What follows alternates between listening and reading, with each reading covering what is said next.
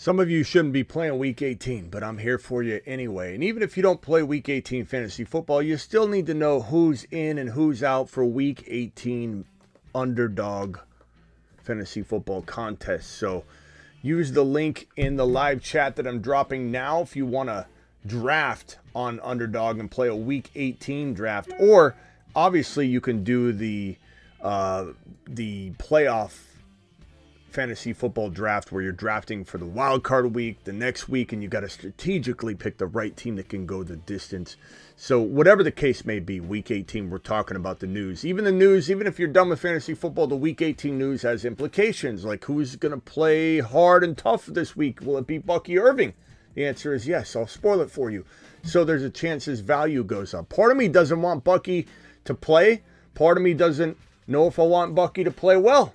Because Bucky could go from a third round pick to a top 14 overall pick with one more amazing game.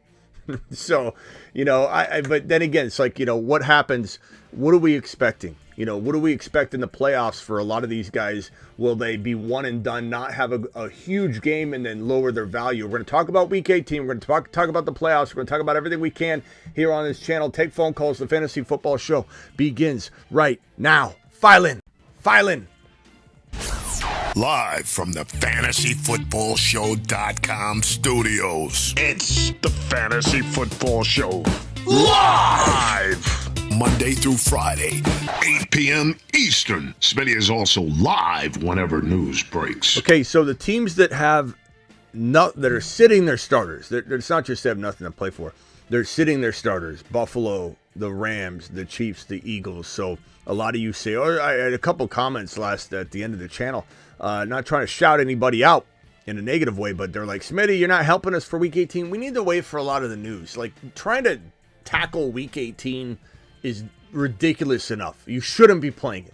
I'm sorry to keep harping on this, but you shouldn't be playing Week 18. What in the heck is wrong with your commissioner, and why is nobody speaking out on this garbage? You should not be playing Week 18. If you're playing Week 18, put a little memo in your phone right now. Watch. Ziggy, remind me to remind people not to play Week 18 at 8 p.m.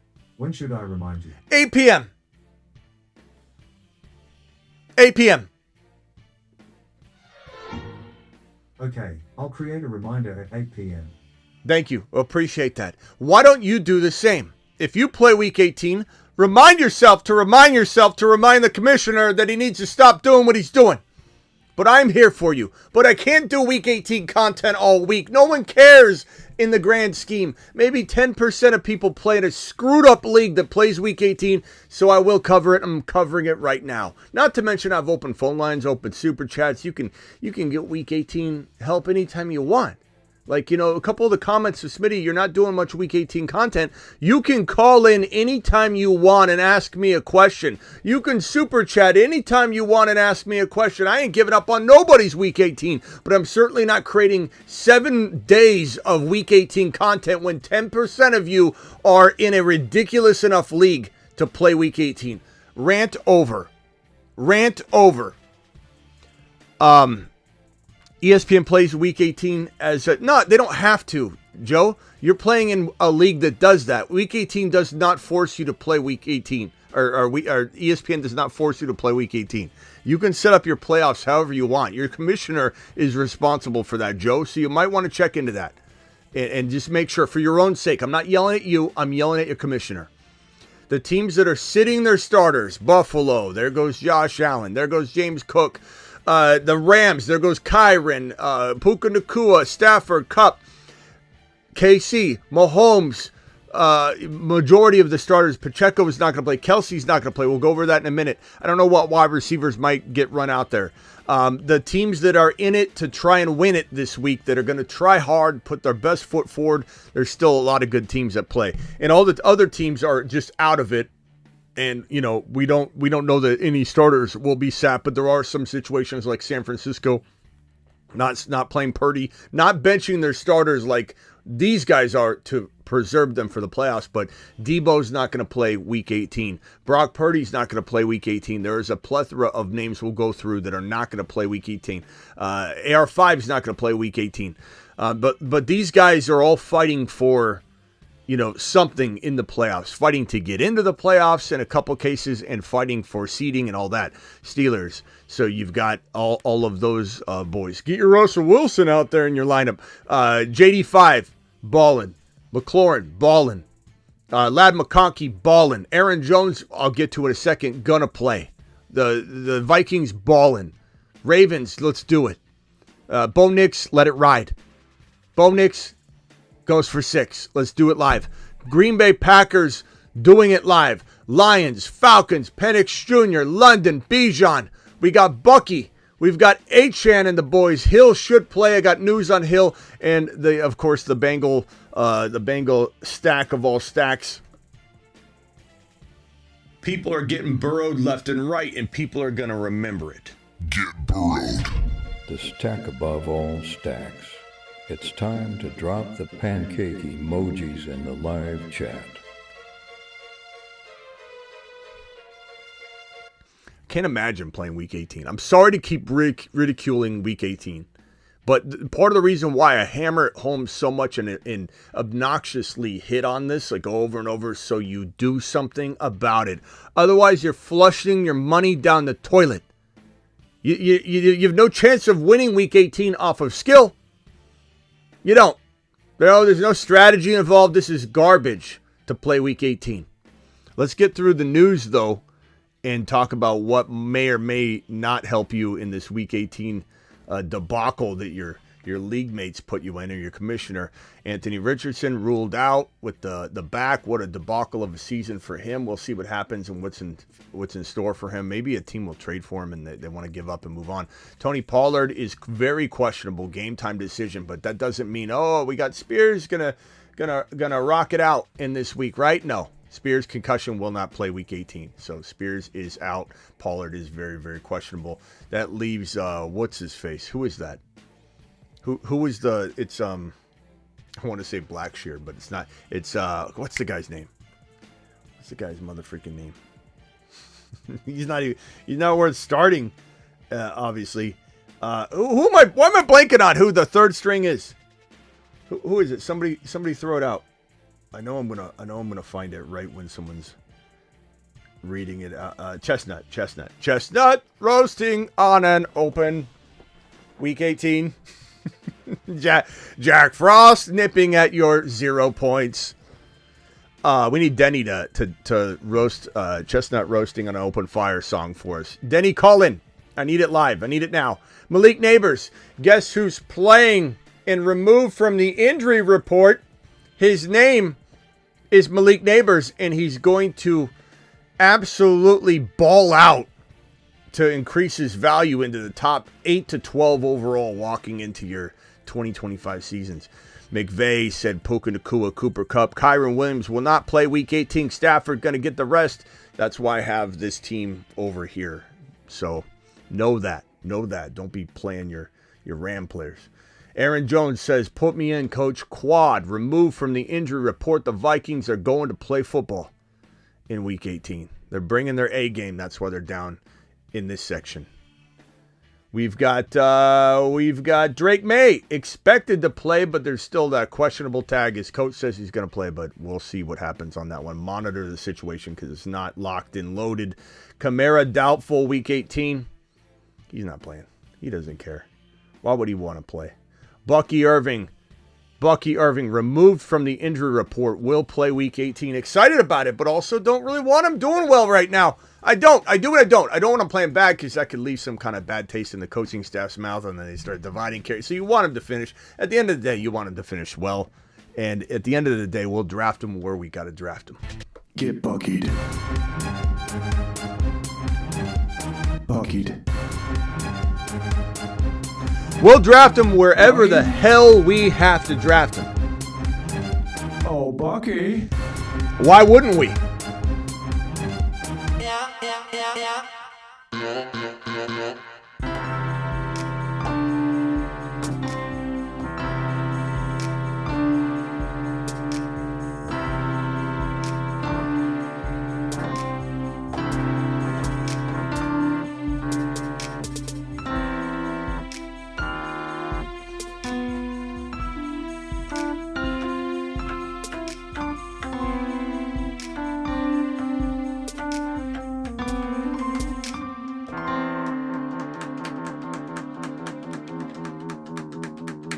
Nothing like playing that song live in studio. You know, some of you might say, I think that's studio quality ready, Smitty. Put it on the airwaves. Let's do it live. I'm going to put it on Spotify. You think I'm not going to put these tracks on Spotify on some sort of the Fantasy Football Show station? You're out of your mind. You're out of your mind. Bucky to the mother freaking moon. Jalen Hurts, as I have indicated by the Eagles being in the no-go zone for Week 18, they've ruled Jalen Hurts out, concussion finger, and you can bet your bottom dollar that he'll be miraculously ready to go for the playoffs, of course. A.J. Brown, knee, rest, doubtful for Week 18, par for the course. I don't need to even repeat myself why the Eagles are in the bottom right corner of the screen. Saquon Barkley, doubtful Week 18, as I'm continuing to allude to the Eagles not playing their starters. Devontae Smith, doubtful. Smart. It's smart. It's smart. Don't play Barkley. It is smart. Jacobs removed from the injury report will play Week 18 against the Bears. And looky here, reindeer, we've got Green Bay down in the full go balls to the wall column. Travis Kelce, as alluded to in the bottom right corner, doubtful. KC resting a majority of all their elite players. Tua Tagovailoa, doubtful with the hip. I mean, they're going to try and run Achane. They're going to try and do what they can, but you know, I have a feeling Achane could have a big day this Week 18 when you don't need it without Tua, and then that's going to confuse some people, but it is what it is. Isaiah Pacheco will not play Week 18, as I have alluded to 4,000 times already in one stream. 157 of you in here already. Hit that thumb up button, subscribe if you're new, if you're on Twitter, which I'm not going to stream to Twitter all the time. I do it to try and let people know and remember that we're here, people that don't live off of Twitter, and they only live on Twitter. Get out over to the YouTube channel and subscribe. Tyreek Hill, wrist and illness, is questionable for Week 18, but fully expected to play, hence why the Dolphins are in this go column here. Full send column. Geno Smith, removed from the injury report, will play Week 18. I mean, fire up JSN and the boys, and let's see what we can get. We got Deebo Samuel will not play Week 18. You'll not see the Niners on this. They're not in a resting their players for the playoffs, because they're not in the playoffs. They're not in a we're trying to make the playoffs or improve our odds of this or that, because the Niners are not in the playoffs. And Deebo already did what he needed to do, or what Shanahan wanted him to do, showcase that he's healthy, showcase that he's not washed. They used him all over the field. Deebo did look pretty spry in the last handful of games, and they literally focused on using him a ton so they could trade him. I've been spot on the Niners personnel and decisions, so trust me when I say he's being traded if they can trade him at the right price. And he'll be a fantastic addition for a team like Buffalo, who has the pass turn into the run a lot of the times, and you could dump off the ball to Deebo at the line of scrimmage and let him do that wide back stuff for the Buffalo Bills. It'd be remarkable. Put him in Washington. That would be pretty awesome as well. Deebo's still got a little bit left in the tank in the right situation, but I don't think he stays healthy on the year. I think he plays well per start, but he does need the perfect environment to do well. But I think that they showcased that he had pretty darn good ability left. George Kittle, ankle hamstring, is questionable for Week 18. I don't think that playing the starters is a smart thing by Kyle Shanahan, so I think they do sit. Lad McConkey, toe was removed from the injury report, will play Week 18. As you can see, Chargers are in the bottom left corner of the screen for go teams. Full send. Get the boys out there and let it ride. Garendo was removed from the injury report, and guess what? Garendo will probably get a full workout in, because I think Shanahan wants to know what he has in him.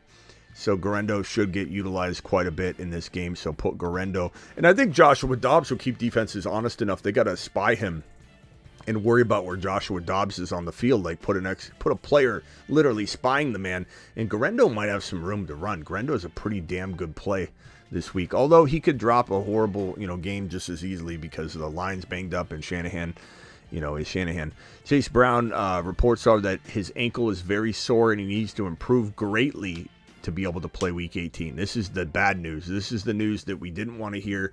The Bengals are in this column and category of needing to ball out in this Week 18, and they unfortunately have their running back so banged up with the ankle that he might not be able to try and participate in this juncture of the regular season, but he'll be probably good to go for their next contest if they should be so lucky. T. Higgins report that, and this is good for Chase Brown owners or prospective owners, prospective owners, people that want to draft this man in 2025 because now Chase Brown doesn't get to have some sort of big last explosion potentially. Well, we'll see. T. Higgins reports are that T. Higgins' ankle is expected to be able to play Week 18 versus the Steelers, so expect them to be fighting hard, that Bengals wide receiver room, to give this team a chance to continue their dance. Mike McCarthy would be expected, and I believe this is true, would be expected to find a head coaching job, I think, pretty easily if an agreeable deal for the Cowboys fails to materialize. So expect Mike McCarthy to find a home. And I do think he's a good coach. I think what people don't really understand about Mike McCarthy is that he's kind of pigeon-held. He's kind of like handcuffed in a situation where he can't make all these. You see Jerry Jones holding him hostage. Like Mike McCarthy's practically holding up a sign that says, "Help me." I'm imprisoned right now, and he needs to potentially go somewhere where he has a little bit more flexibility and be able to make decisions like, "Hey, I want Saquon Barkley, Jerry."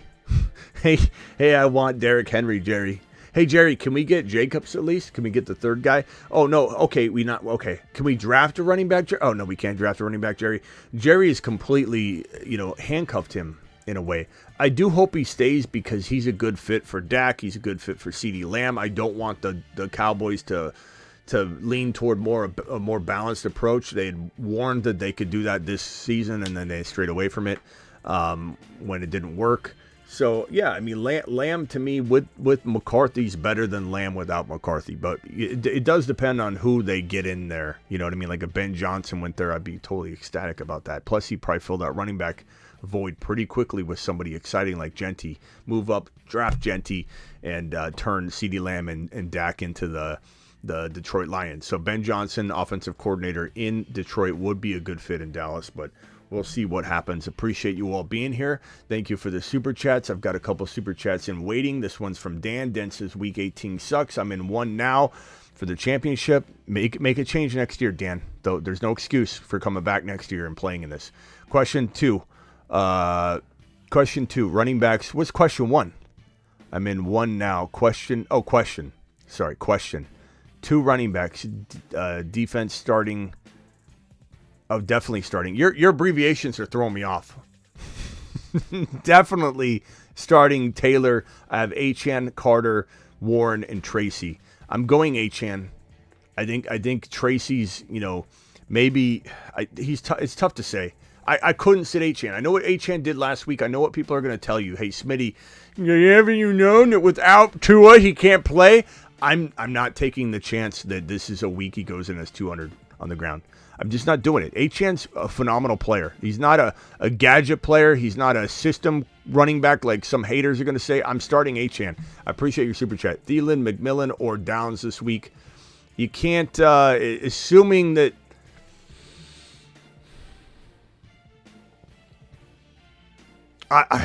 Chat, what are we doing here? Are we going with steady Thielen, who knows what he brings to the table ever again after the season, but like right now he's on fire. But so is McMillan. McMillan's doing great, and the Bucs have something to play for. Are we going McMillan or are we going with Thielen? I think Thielen's probably safer. McMillan's higher risk, higher reward. And I probably roll the dice with McMillan, but that's me. They're both good plays. Achane, Garendo, Ray Davis, Michael Carter, Jennings, pick two. Give me Achane and give me Garendo. And I don't really hesitate much. Jennings is okay, but I don't think Dobbs is going to turn him into you never know, but turn him into a monster this week. I think Dobbs runs a lot. They run the ball a lot. Down 30, start Goff or Darnold. God, both Goff and Darnold, both the Lions and the Vikings have something to play for. I'd probably say, chat, what are we thinking here on this call? Goff or Darnold? Doff is both of them. If you're in Superflex, I'd just say Doff to keep things speedy. But yeah, if you got to pick one between Goff and Darnold this week, what are you doing? Detroit is at home. It's the last game, which is kind of like, they play each other. This is the last game. This is beautiful. It comes down to you, my boy. It comes down to your quarterback. It's in Detroit. It's in Detroit.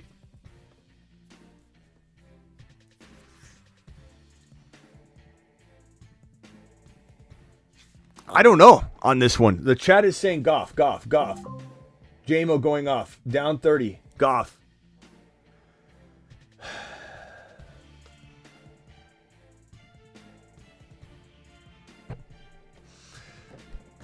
Give me Goff. Give me Goff. I think the Lions have a day. Give me Goff for safety. I guess Darnold's a little riskier, just a little bit, with higher upside potentially, but I guess I go Goff. I'd probably go Goff.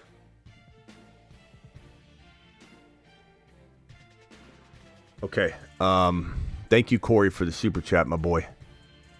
And one flex, JSN, JMO, Chase Brown, Hall, Aaron Jones. I think you got to go JMO because they're fighting in this game. It's a good play. It's a good play. Start 2, Devontae Adams, DJ Moore, McMillan, or Thielen. I'm going to go McMillan for sure. And I'd probably go Thielen for safety. Unless there's some report out about Thielen, like just make sure you're on top of it. We'll be here to break it down. All right, phone lines are open.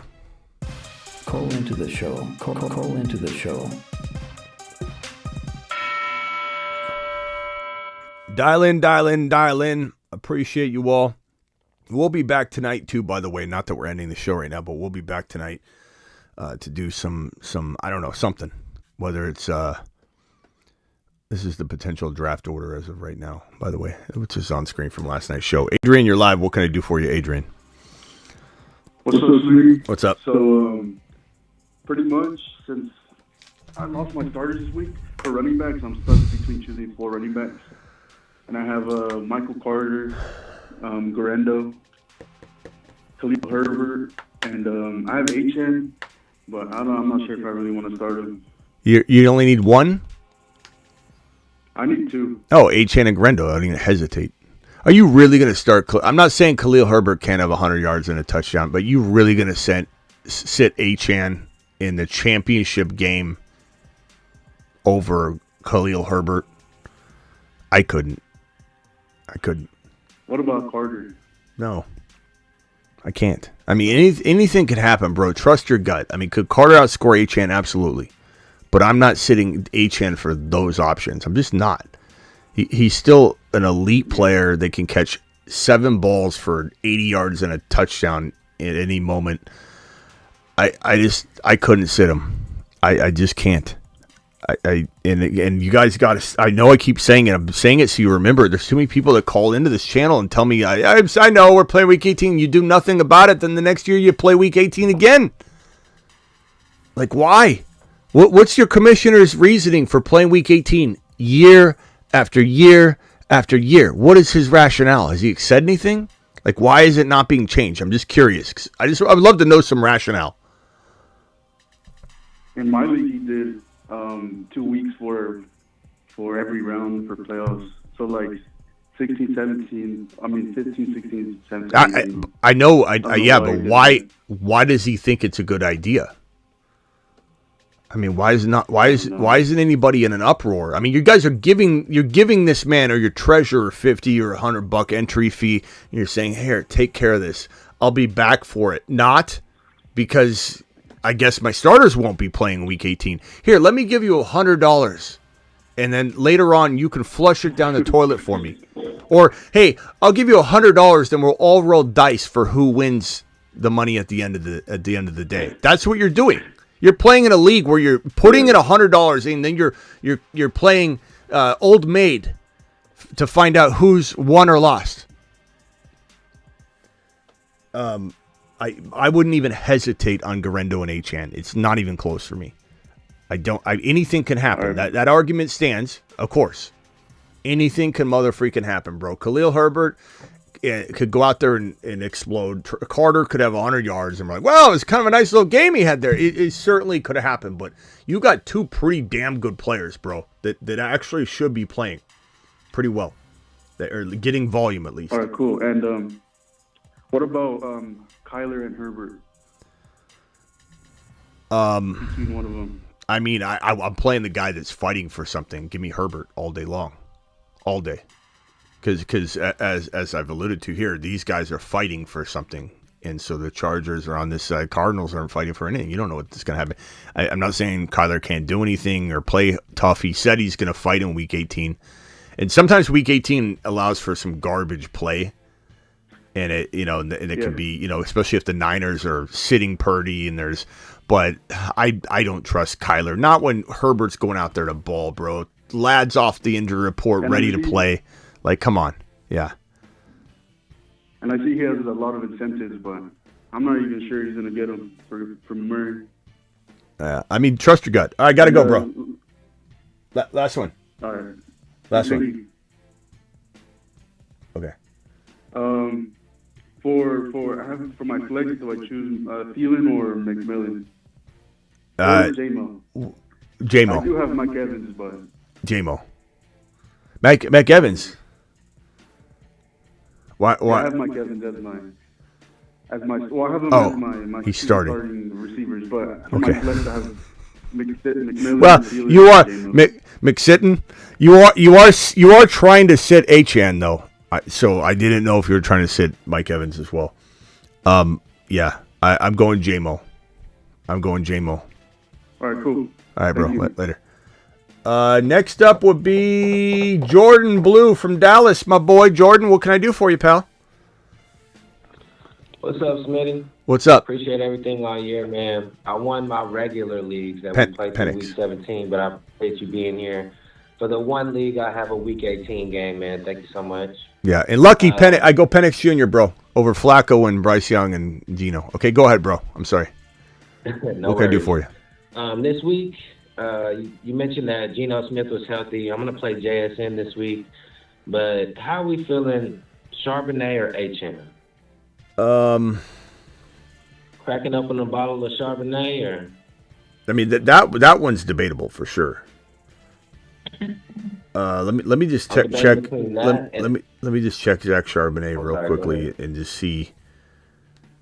I mean, he's competing for the starting job too. So I know this is supposed to be Geno's day. He's supposed to be getting 185 yards for his attendance. Yeah, I'm just making sure he's healthy and everything. That's all. I'm just checking into it. If Charbonnet is not hampered by any means, I'm running Charbonnet out there without a hesitation. And that's not a negative on Achane. I still love Achane to pieces, man. It's like my son. But I still think Zach Charbonnet is in a much better position. I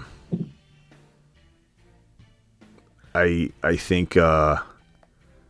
Yeah, that's a tough one. I mean, he's probably going to go out there and try and ball, like you said, to try and gain some favor for next year. But I definitely, just make sure the news is catering to it. You know what I mean? Like we don't walk into Sunday with new news and we're not updating things. So I'll be here talking about it too, like if something were to come up. But yeah, Achane's tough to trust with a very viable option like Charbonnet.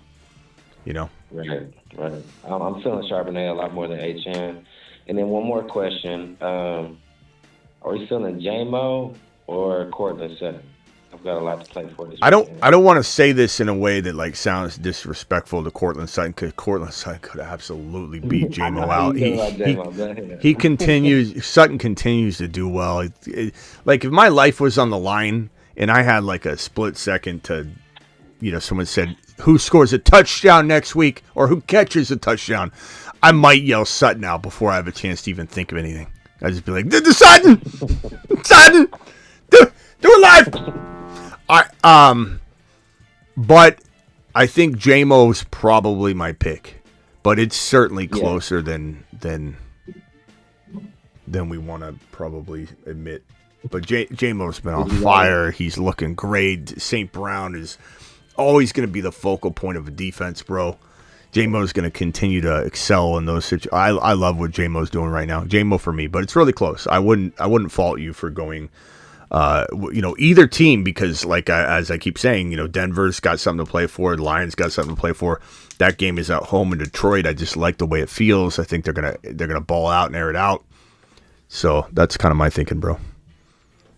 And then out of those two, All right, last one. Last one. If I had to make this decision, J-Mo or Charbonnet? We need the news on that. We need some good Sharp news. Good Sharp news would make me maybe lean Sharps, but I'll go J-Mo for now until we hear otherwise. All right, got to go, Jordan. Appreciate you, though. Bro, later. Appreciate it. Ethan the Negative. Ethan the Negative. What's up, Ethan? What are you negative? What are you negative about? Do you think Dion and Shadur, the package, what do you think of that? And what do you think of Genty with possibly a bridge old man like Cousins or Rodgers? What do you think about those situations? Genty with a bridge old man. What the hell do you mean? You mean Genty goes to a team where he has a... What are you saying? Like with the Raiders. Like, what if they get Genty? Oh, okay. Okay, so they bring in Cousins and they draft Genty. Look, I think wherever Genty goes, I love it. You know, do I think the Raiders win a Super Bowl with Cousins? No. So, at the end of the day, that's not the best option. At the end of the day, Shadur or Cam Ward to the Raiders to throw to Brock Bowers, and then you could draft a Sampson, you could draft a Scattaboo, you could draft someone like that later, and you'd be plenty in good position. You could draft Caleb Johnson, you could draft maybe even Hampton will probably go before they draft. They consider drafting a running back if they went QB in round 1, but you never know. You could trade up, you could do all kinds of things, but to not take the quarterback would be really, really moronic. So you go after the quarterback, Cam Ward or Shadur. You trade up if you need to get Hampton. You trade up if you need to get Caleb. You trade up if you need to get Sampson, whatever, and you're going to be fine. Sampson is the most crafty running back in this draft class that people don't really fully know is coming. He just needs the right spot. Okay.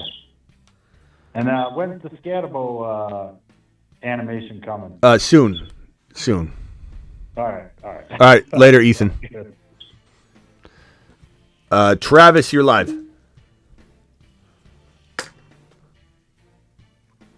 Hey, how's it going? What's up? I was going to say, not that it's like anyone's responsibility, but I feel like this summer we should start reminding people don't join leagues that have Week 18 championships. Like before you even commit, check it. I feel like a lot of people forget, get into their leagues, and all of a sudden, Week 10, Week 12 rolls around, and they go, oh crap, I'm in one of these leagues. It's not even that, though. It's as much as like you need to change your existing leagues, because I doubt there's, there probably are people, but I doubt there's a lot of people starting a new league that are choosing that. I think people are maybe they are. Yeah, but like, hey, before you re-up, or like, are you going to make a scene and say, hey, let's have a vote on this? Like, what kind of commissioner? And sorry, Red, if you're listening, Red was his own commissioner in this situation. But what kind of commissioner doesn't like you didn't feel this last year? And what kind of owners is this like a headless league? Everyone's just a headless person, just letting the league like they just don't care. Like people auto draft. These are auto drafters practically. Anybody that plays Week 18, you play in a league. Sorry to say. You play in a league, it's a grandma league. And that's okay. I have a grandma league too. I play in grandma leagues. But you're playing in a grandma league. It can't be a ruthless, like, tough league because nobody would stand for that. It's almost like saying, I can't even think of it. It's like saying you're going to go to the racetrack without a tire. And you're going to try and race with 3 tires, and you sign up, you pay a bunch of money, you've got sponsorships and all these fees and everything, and then you show up at the racetrack, and you're not mad. You're not mad. You don't. And then the next year, you don't talk about it with your pit crew. Let's show up with 4 tires. Like, it's crazy to me. And the reason I make such a big stink about it and ridicule the topic is so people will do something about it. And I got people who are literally in my comments, at times saying, Smitty, you aren't taking care of the Week 18 people. Let me explain something. If I was creating 7 days of Week 18 content, no one would watch the channel this week. I can't cater to your Week 18 mistake. I can definitely answer any super chat that comes in. I could definitely do what I did now, where it's a total show about Week 18. Like, I'm dedicated. I just can't talk about it on Monday, Tuesday, Wednesday, and Thursday when we don't even have the information. We're going to keep dancing around stuff we have no clue. So today's Friday. I thought I'd come in heavy and I'd give you Week 18 content. Obviously, you can ask me all night long tomorrow night. You can ask me all Sunday morning.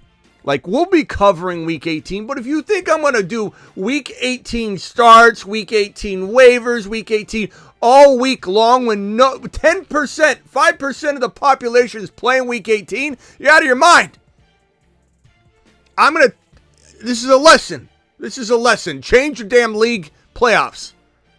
And I'm still here doing it. Like, what other show allows you to call in anytime none?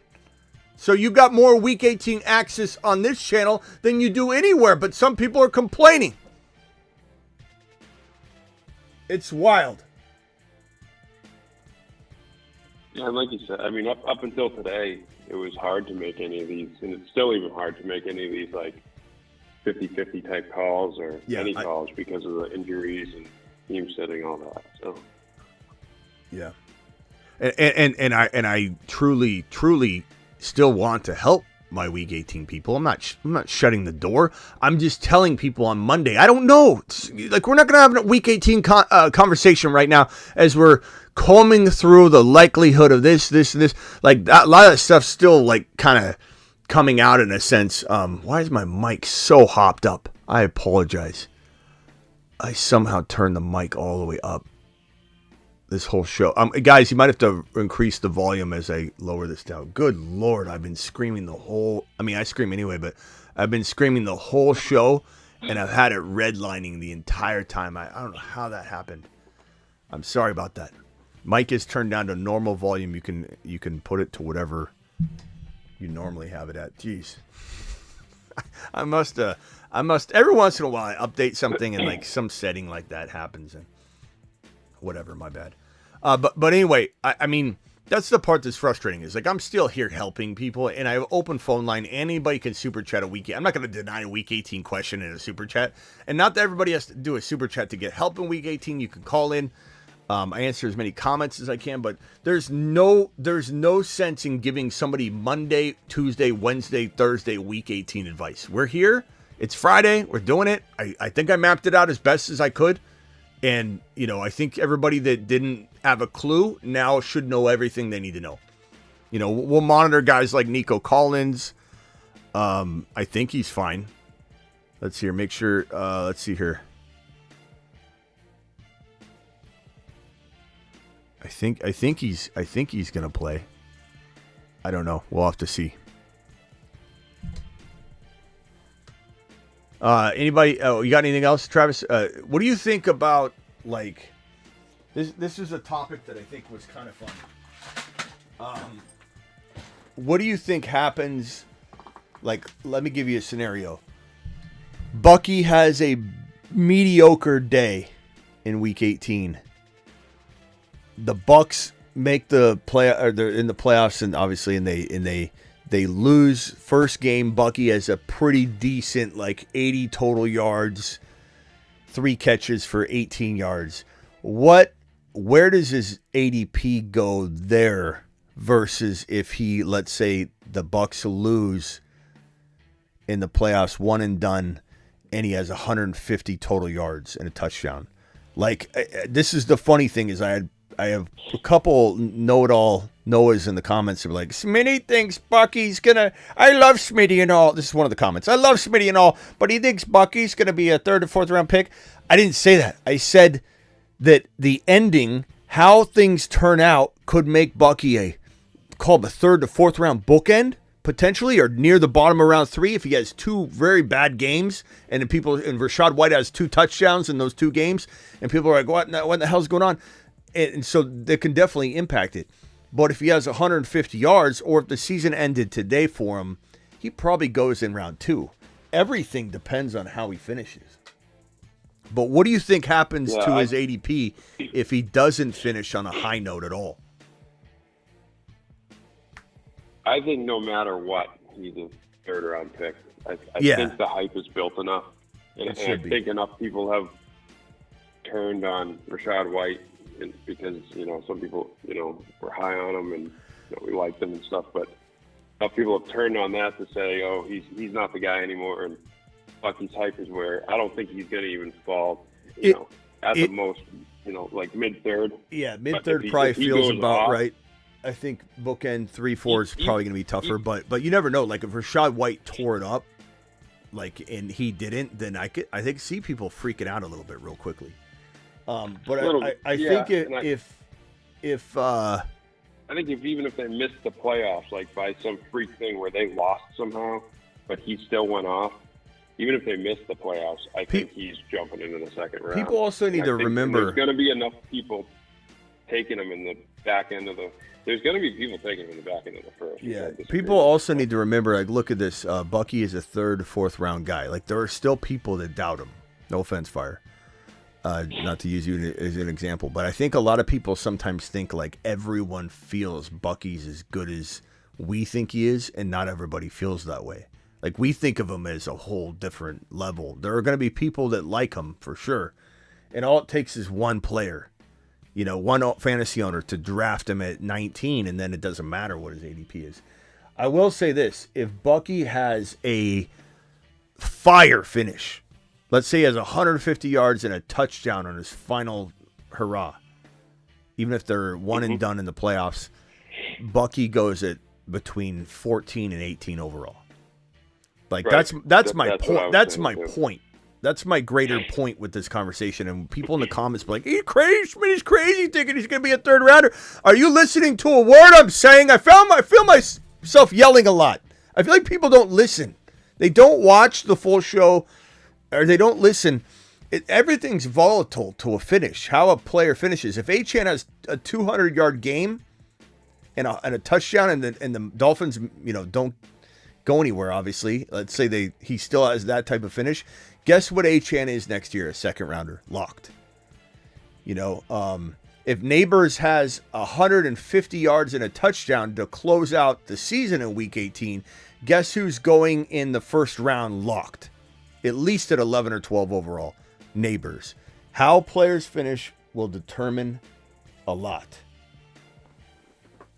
And it's funny when you look at the in the season rankings, which I know those aren't everything because guys get injured, guys playing time, stuff like that. But he finished 14th in full PPR in the Margin League anyway. Mm-hmm. And the guy right ahead of him was Joe Mixon. And you could ask a lot of people, and they would still say Joe Mixon's better than Bucky Irving. Well, now, we disagree. Well, but, what's great about this topic, though. Not that I completely disagree with you. I think there's some truth to what you're saying, but because some people would say what you just said. But Mixon, if we dial the season back about 4 weeks, guess who's a top 5 overall player? Mixon. Like people, at least top 5 to 7. Right. Dialed back a month ago, and Joe Mixon was getting mad disrespected when we did 2025 rankings or had conversation about. Joe Mixon was the guy. He was a top 1 to 5 running back in everyone's mind any given week. He was on a tear, and Mixon finished badly. Where does Joe Mixon get drafted next year? I don't even know, but it's not going to be anything close to high. Whereas if he finished the last month of football like he started, I have a feeling people would say Joe Mixon, like Derrick Henry, is going to have one more year. He's going to be a monster. You guys are all just missing the boat here.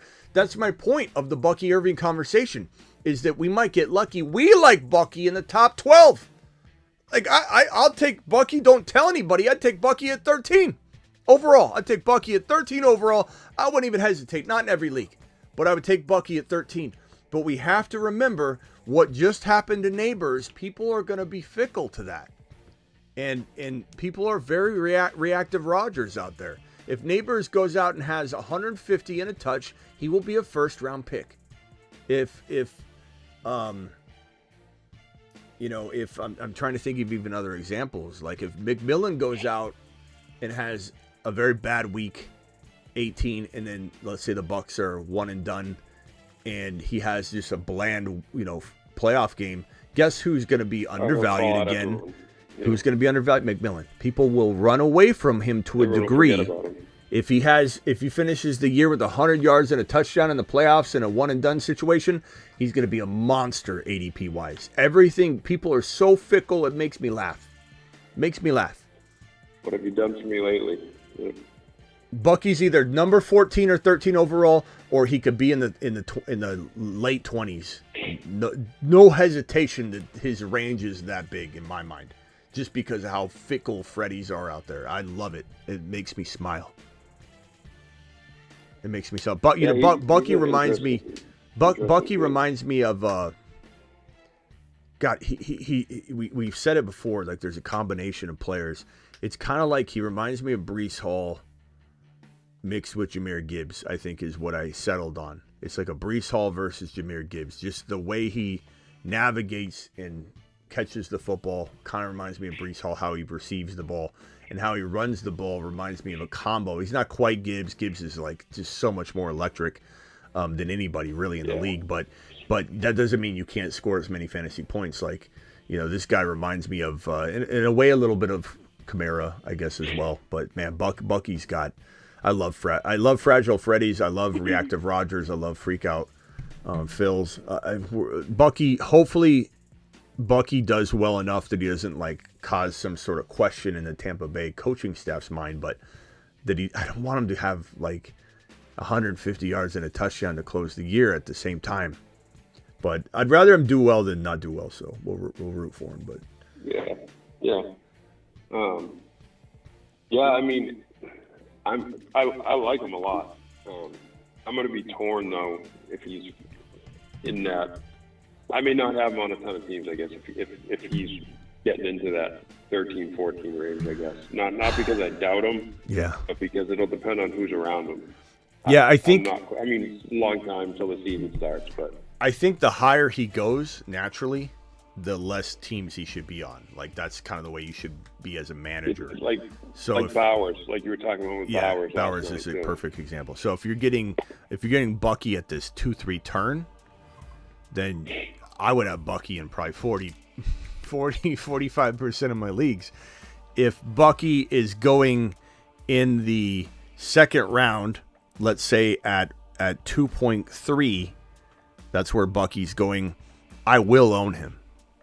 I will have him on teams, no doubt about it. Not just one, but it could be more of a 15% share just because that risk level.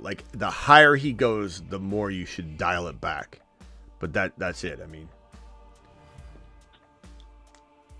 that's kind of... And same thing with Bowers, like you said. It's a good point to mention another player. So if I'm taking Bowers right here, then I could own Bowers in 30% of leagues or 25% of leagues. If I've got to take Bowers at 1.11, and mark my words, Bowers has a greater chance of being a first rounder than Bucky has a chance being a 12-13 turn player. Bowers is going to climb a lot of people are going to think they're outside the box. I'm going to say something bold. You ready, Bobby? Yes, Steve, go ahead. On the channel that doesn't read any of the chat messages. Go ahead, Stevie. Yeah, Bobby, I'm going to say something. You ready? I'd take Bowers in round 1. Wow. Really? I've never heard that one before. It's going to be, it's going to be a thing. People are going to act like it's a big, bold take. Bowers is going to go around 1 a lot. And to Travis's point, of not owning Bucky if Bucky climbed too high, which I think him and I see that a little bit differently. I'd probably have more shares of Bucky at 14 overall than Travis, but Travis is right. If Bowers goes here, all of a sudden I've got 5 to 7% ownership of Bowers in my leagues. If he costs me a first round pick, I'm not playing that game very often. I will do it in underdog in a handful of leagues, but I don't think I'd do it if I had 3 buddy leagues and I do all best ball, and I only do 2 or 3 buddy leagues or work leagues, whatever. In those 3 home leagues, 0 times will I take Bowers in the first round. And so the other question I had with Bucky was, why do you think he went in the 4th? Is it just because the way teams use running backs are a little bit different. It's changing just a little bit where, guys, they employ 2 running backs. Offenses are changing a little bit. Do you think he ended up in the perfect situation with Baker and, the Tampa situation? Like, what is it that made that many teams pass on him? And again, I'm not doubting him. I'm just asking these questions because I'm curious about it. He wasn't as good of a player from the beginning of the season. Yeah, the truth is he wasn't as good of a prospect as he turned out to be a player in the NFL. Okay. That's you can act like you saw Bucky Yeah. coming. It wasn't that easy, because if you did, you were lying to yourself, because the prospect Bucky was good, but he wasn't amazing. And some players get to the NFL, Right. and they just turn into a different monster. And that's just on Right. occasion, that's just going to happen. He was a good player. A lot of people scouted him and said he would never be a feature back. He wasn't built to be a feature back. Teams, his valuation and his write-ups and everybody that graded him and all the things you read and saw. And I believe a lot of the coaches felt this way too, that he would be a backup running back, a good potential third down back, but never be somebody you draft to be your starter.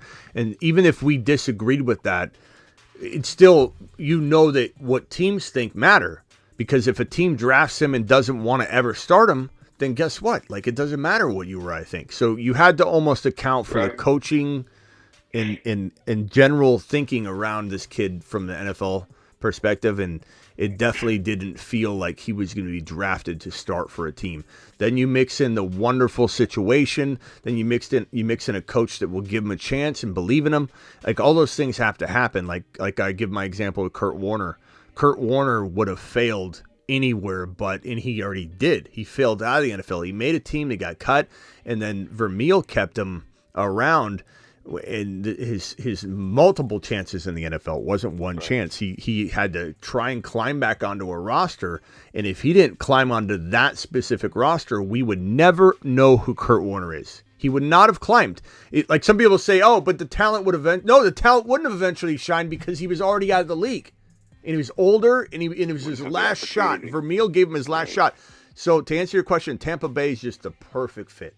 Coaching, belief, he matured. Baker, yeah. Baker, Yep. Bucky Maker. Well, and I think something you said too about the, quote unquote feature back has changed a little over the years where, feature back, you want getting, 15, 20 touches, whatever. Well, they can do that now, even if he's a little undersized, because there's so much pass catching involved. Yeah. It used to be that, there were a lot of guys who wouldn't catch more than one pass a game, if any. And now you got these guys like Bucky or Gibbs or, so many backs that could catch 10 a game if they want to. They're so much more versatile. So it makes sense, yeah. All right. Anything else, Travis? I'm going to be back tonight. I'm going to end the show a little early just so we can get back here and talk football. I might do a Dynasty show as well tonight. I said I would, and I hadn't yet, but I should be able to try and do a real quick Dynasty show after, or probably after the tonight's Graveyard show. But we're definitely going to do a show tonight. We'll do probably some drafting on. I don't know if I'll do it Week 18 drafts. I think we're going to do mittens. We'll do NFL playoff drafts tonight. I know what I was going to ask you real quick was, and maybe you have a different name, but I was just looking at like guys who finished, top 12, top 15 at their position or whatever. Would you say like biggest surprise of the year would be either Jonnu or Jerry Jeudy, or off the top of your head, would you have someone more shocking? I wouldn't say Jeudy in that like top 10, top 12. I wouldn't say Jeudy because he didn't actually, do it all year, and it ended badly. Yeah, but he finished 11, but I guess that was because he had a few huge games. I'd say biggest surprise that we saw coming and we freaking nailed would be JD5. The biggest surprise that I didn't see coming myself personally would probably be Darnold, Baker. Yep. Darnold, Baker, and maybe a negative would be the lack of use of MHJ. Those would probably be my three like oblivious, like Smitty's walking right by a pot of gold. Or I think I've got a pot of gold in MHJ and I'm walking straight to the bank and the bank's closed. And I don't blame myself necessarily on the last one, MHJ. He is him. He is him. I don't care what anybody says. He will rise. That will be delayed, unfortunately, because of the Arizona play calling, the coaching, and Kyler Murray. He will rise. He is him. MHJ is one of the hardest working players in the National Football League, and he's going to develop into a stud. I walked by Darnold and Baker and didn't give him the time of day. Those would be my two surprises. It's so funny with the tight ends. The old dogs, Kelsey and Andrews, still finished 5 and 6 at the tight end position. Yeah, I will say that different reasons. It's just funny looking. Yeah, at it. The tight end position was weak this year, though, and I think that's also like something we're going to talk about on Bowers. It's also vaulting Bowers up a little, unfortunately, a little too high because he did what he did, and he was the number 1 tight end this year with no touchdowns really all year, or some. But like, we got to be careful that doesn't claim first round value unless those touchdowns are there. Like he doesn't deserve to be the number 5 or 8 or 9 overall player unless he's doing what he did and he has 10 plus touchdowns, which he totally could have, but he needs the quarterback. Maybe if Shador or Cam Ward or Fields, whatever the Raiders decide to do with their quarterback position, let's call it Shador and Deion Sanders as head coach, I think the touchdowns will be there. I think you'll have 10 touchdowns, and in that way, I will be comfortable taking Bowers at 10, 11, 12 in, like I said, 5 to 7% of my leagues. If Bowers goes into round 2, which he won't, I'll be more apt to make that 20%, 18% of my leagues, 15% of my leagues. If he was sure as hell will freeze over before he's a third rounder. But if he was a third rounder, I'd draft Bowers in almost every league. But that's the nature of ADP and how it should definitely change where you start drafting guys. Just like, would I take Achane at number 5 overall? No. If Achane climbed, and he won't, but if he climbed in the top 5 value overall, for whatever reason, I wouldn't be drafting Achane there, unfortunately, because that's the nature of high buying low, selling high, drafting with upside. And so that's fantasy football, you know? And that's why I love when people get all their panties in a bunch when they watch my channel and they see me hyping up Walker all offseason. Walker starts off last year on a tear. Not 2024, the year prior to that, 2023. He started off on a tear, but he wasn't getting volume. And even though he proved us right, he absolutely was a monster for the first month of football. I started to say we got to sell him, and upset Ungers would be like, Smitty, how dare you pump up Walker all year, now you want to sell him? That is fantasy football. It's a stock market. Yeah. You got to sell high, you got to buy low during the season, not just the off season. And so, all that's going to change based on ADP, and that's why a guy like Bowers is attractive in round 2 and not so much in round 1. That's why Bucky is a freaking league winner in the late 20s, and he's still damn good, probably earns his value, but less ability to explode from his ADP if he's going 14 overall, but doesn't mean we won't take him. And not everybody can be a value. When you draft Bijan at 4 overall or 3 overall next year, you're taking him near his ceiling, but you feel very confident you're going to get a steady player that can give you the production that you need there. You can't take a guy that's not going to get you back what you're paying. So, there aren't going to always be home runs, but every pick this is BPA, best player available, every pick you make, you should feel like you're truly hitting a home run with. Like, this is the best player on the board. He has the best chance of outperforming this ADP versus all the other players that I could take right here. That's how you win a league. That's best player available, and that might open the door to hero running back. It might open the door to wide receiver. And you got to accommodate those potential doors opening and say, okay, looks like I'm going, it's just like I said, Indiana Jones ride. You got 3 doors, and as soon as you're going through that middle door, you prepare for it. You start, getting your mind right. Okay, now we're going hero RB, and then you attack it. All right, Travis, I'm going to let you roll now. I'll be back tonight, though. Yep. All right, I'll see you tonight. See you later. All right, guys, for those that don't know, we've got the Jupiter Men. The Jupiter Men. Jupiter is so large, every planet in the solar system could fit inside it. There are no bigger monsters than the Jupiter Men. Saturn Men. The Saturn Men. One Genty, small step for man, Bucky. one giant leap for Saturn. The singular Moon Man. He's on a shuttle to Currently, Mars. the only Moon Mars Man. Man. Or, sorry, Mars Man. The only Mars Man. Scattaboo! Scattaboo! Dropping and spinning. And the only solo Moon Man is Dropping Dylan loads Sampson. in outer space. Who's that, Smitty? Who's that? One of the guy I refuse to allow Space another Moses. person to be higher on than me is Dylan Sampson. If I've got to move him up to my rookie running back 2 or 3, I'll do it. Here now he's 3-4, but if I got to move him to 2, just to make sure no one else in sight has him ranked higher than me, that's what I'm gonna do. I'll do it live. See you all tonight.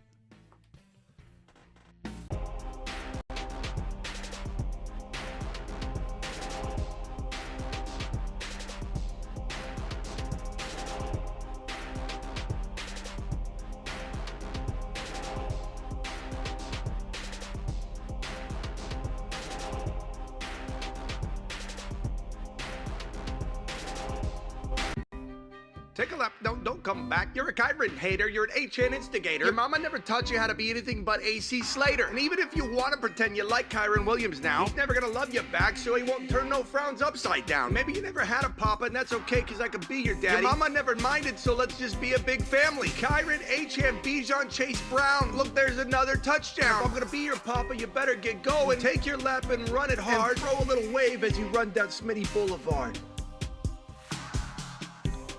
Take a big lap. We don't need your hating ass coming back now. Take a big lap. Take one and you don't come back. Take a big lap. We don't need your hating ass coming back now. Take a big lap.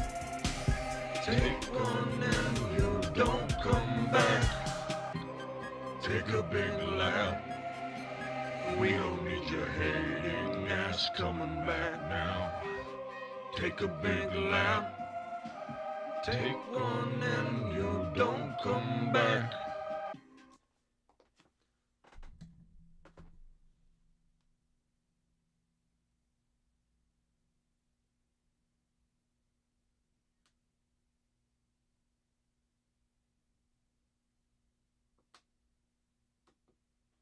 People are getting burrowed left and right, and people are going to remember it.